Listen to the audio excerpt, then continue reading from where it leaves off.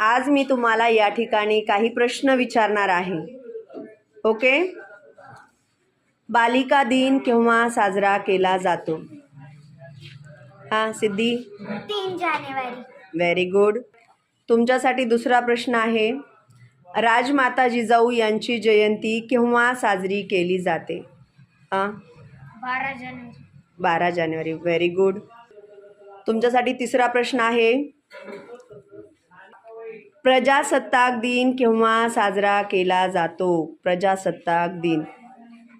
हां पायल? 26 जानेवारी. Very good.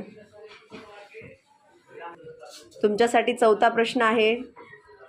Chhatrapati Shivaji Maharaj यांची जयंती केव्हा साजरी केली जाते?